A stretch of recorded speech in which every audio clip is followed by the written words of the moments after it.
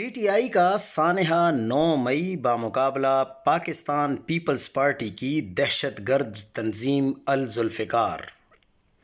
بینظیر بھٹو نے الذوالفقار کو کبھی اون نہیں کیا بلکہ اس کی مذمت کی تھی۔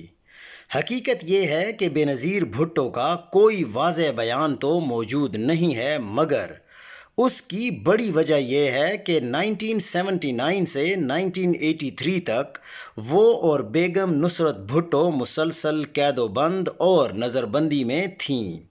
وہ نہ سیاسی جلسہ کر سکتی تھیں، نہ کوئی باضابطہ بیان جاری کر سکتی تھیں۔ 1983 کے آخر میں وہ جلا وطن ہوئیں اور پھر 1984 میں جب وہ باقاعدہ پیپلز پارٹی کی چیئرپرسن بنیں، تب کہیں جا کر انہوں نے سیاسی سرگرمیاں شروع کیں۔ برسبیل تذکرہ اور کسی کو شرمندہ کیے بغیر یہ بھی حقیقت ہے کہ سید علی جعفر زیدی کے گھر لندن میں 4 اپریل 1984 کو پہلی بار بینظیر بھٹو نے پیپلز پارٹی کے اجلاس کی صدارت کی۔ تکلیف دہ پہلو یہ کہ اسی اجلاس میں انہوں نے زور زبردستی اپنی والدہ بیگم نصرت بھٹو کو صدارت سے ہٹایا۔ اس کی مزید تفصیلات زیدی صاحب کو آنے والی کتاب میں موجود ہوں گی۔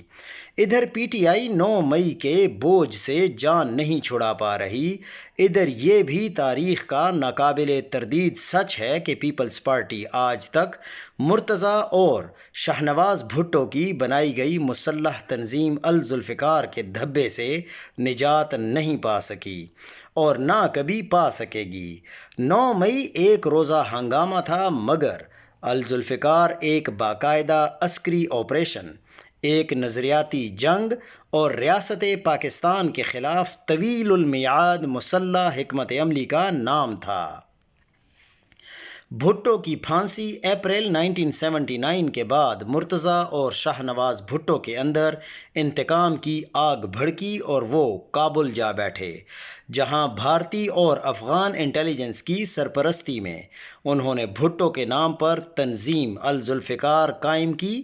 یہ پاکستان کی پہلی سیاسی عسکری تنظیم تھی جس کا عملی طریقہ کار بم دھماکوں، ٹارگٹ کلنگ، اغوا اور ریاستی اہلکاروں پر مسلح حملے تھے۔ 6 مارچ 1981 کی پی آئی اے ہائی جیکنگ وہ لمحہ تھا جس نے پاکستان کے چہرے پر ایسی بین الاقوامی سیاہی مل دی جو آج تک نہیں دھل سکی۔ اس تمام عرصے میں نہ بے نظیر آزاد تھی، نہ با اختیار، نہ فعال سیاسی قیادت کے قریب۔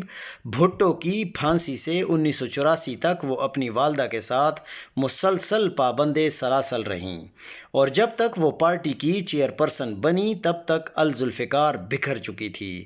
چنانچہ اس تنظیم کی مذمت یا حمایت کا کوئی باضابطہ بیان اس وقت نہ تو ضروری تھا، نہ اس کا کوئی عملی وزن رہ گیا تھا، مگر یہ بھی حقیقت ہے کہ تنظیم کا دھبا پیپلز پارٹی کے ماتھے سے کبھی نہ مٹ سکا۔